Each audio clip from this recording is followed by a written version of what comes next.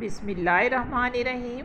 ظفر Iqbal Urdu academy فن افسانہ شناسی۔ افسانہ number 23 جواری Ghulam Abbas کا افسانہ ہے۔ کردار ہیں اس کے نکو اور 10 دوسرے جواری، جن میں ایک ٹھیکیدار، ایک سرکاری ملازم، مہاجن کا بیٹا، لاری ڈرائیور، وسیقہ نویس اور من سنگھ پنواڑی وغیرہ شامل ہیں۔ تھیم: عزت دار کے لیے عزت کا جانا ہی روح کے نکلنے کے برابر ہے اور بے عزت کو کچھ فرق نہیں پڑتا۔ افسانے کا خلاصہ: یہ ایک معلوماتی اور مزاحیہ انداز میں لکھی گئی کہانی ہے۔ جواریوں کا ایک گروہ بیٹھا تاش کھیل رہا ہے کہ اس وقت پولیس وہاں چھاپا مار دیتی ہے۔ پولیس کے پکڑے جانے پر ہر جواری اپنی عزت اور کام کو لے کر پریشان ہو جاتا ہے کہ اب میری عزت کا کیا ہوگا۔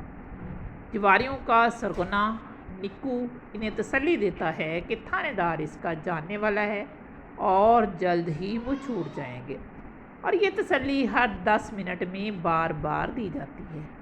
باقی جواری کبھی کبھار کھیلنے کے لیے آنے والے تھے، اس لیے وہ بے انتہا پریشان تھے کہ لوگوں کو پتہ چلا تو ہماری عزت کا کیا بنے گا۔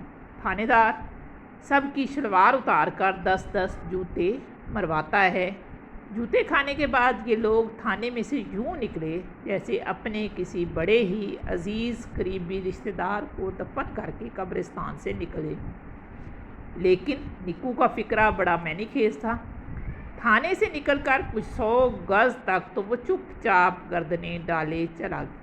اس کے بعد نکو نے یک بارگی زور کا قہقہا لگایا، اتنے زور کا کہ وہ ہنستے ہنستے دوہرا ہو گیا۔ کیوں دیکھا؟ اس نے کہا۔ نہ چالان، نہ مقدمہ، نہ قید، نہ جرمانہ۔ میں نہ کہتا تھا اسے مذاق ہی سمجھو۔